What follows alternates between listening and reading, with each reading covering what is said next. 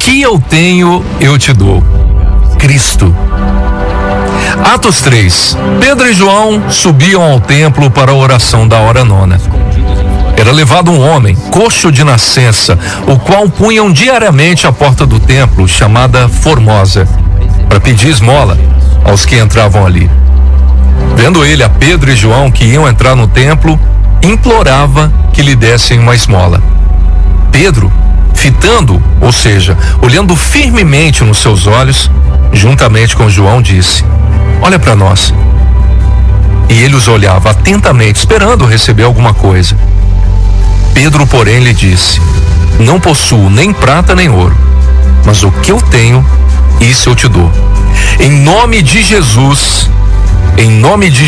Cristo Nazareno, anda. E tomando-o pela mão direita, o levantou. Imediatamente seus pés e tornozelos se firmaram.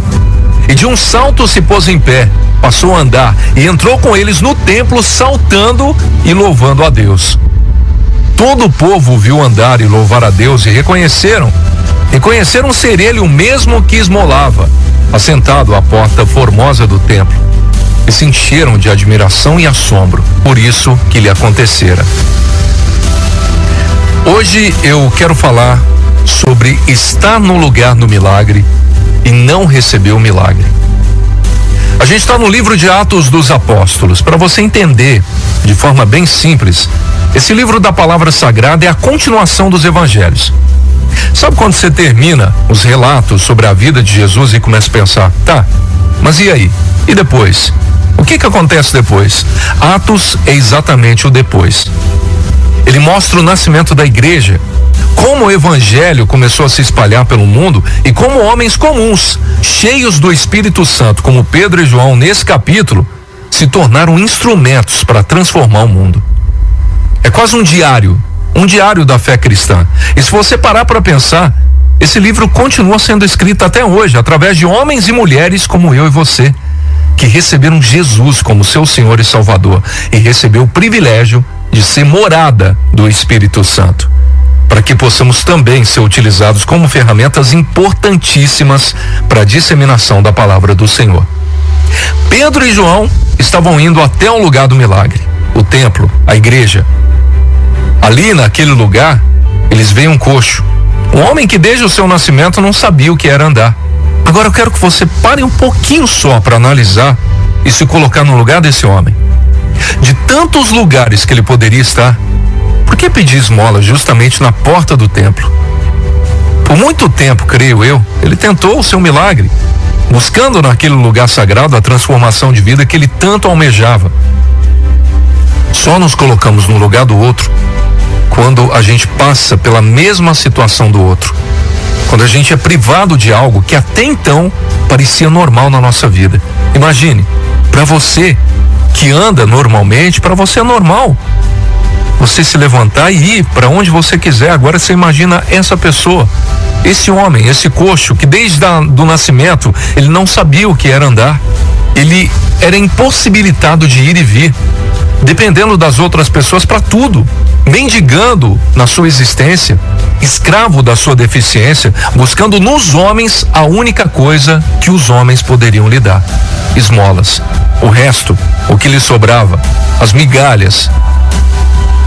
Só que naquele dia, aquele homem não teve um encontro somente com almas piedosas, não. Ele teve um encontro com aquele que transformou a sua vida para sempre, o Espírito Santo. Nesse horário, a hora nona, como eu disse, que seria às 3 da tarde, era o horário de pico no templo. Muita gente chegando para orar. A virada de chave para aquele homem. A primeira coisa que me chama a atenção nesse texto e me faz pensar era o nome da porta do templo, Formosa. Foi uma das coisas que mais me chamou a atenção, uma das mais bonitas do templo. Eu fui pesquisar, era enorme, imponente, revestida de bronze. Só que ali, bem na entrada dessa beleza toda, estava um ser humano, quebrado, paralisado, humilhado, excluído, vivendo de esmolas. Lembra que eu te falei agora há pouco que ele estava no lugar do milagre, só que não recebeu o seu milagre? A religião é assim, bonita por fora, mas falta o principal por dentro, a presença de Cristo. A graça, ela vai entrar onde a aparência não alcança. Aquele coxo, ele não estava no templo, ele estava na porta. A religião sem Cristo faz isso, deixa as pessoas na porta, não as leva para a presença de Deus. Ele pediu esmolas, só que Deus tinha algo muito maior e melhor para a sua vida. Às vezes a gente pede tão pouco, porque não entende a grandeza do que Deus quer fazer na nossa vida. Às vezes a gente pede o mínimo, não confiando que nós somos filhos. Quando aceitamos Jesus como nosso Senhor e Salvador, nós esquecemos quem nós somos em Cristo. Nós somos filho daquele que criou tudo, daquele que pode tudo, o Deus do impossível. E a gente coloca Deus limitado, como se fosse um homem, como se fosse eu e você. A graça e a misericórdia de Deus sempre vai nos surpreender, vai superar nossas expectativas. Pedro fez o que muitas pessoas, assim como eu e você, não fazemos: olhar para o próximo, enxergar ali alguém pedindo socorro. Onde o mundo vê um problema, Deus vê uma oportunidade perfeita para mostrar toda a sua glória, todo o seu amor. E Pedro não ofereceu àquele homem o que ele queria, mas sim o que ele precisava: Jesus.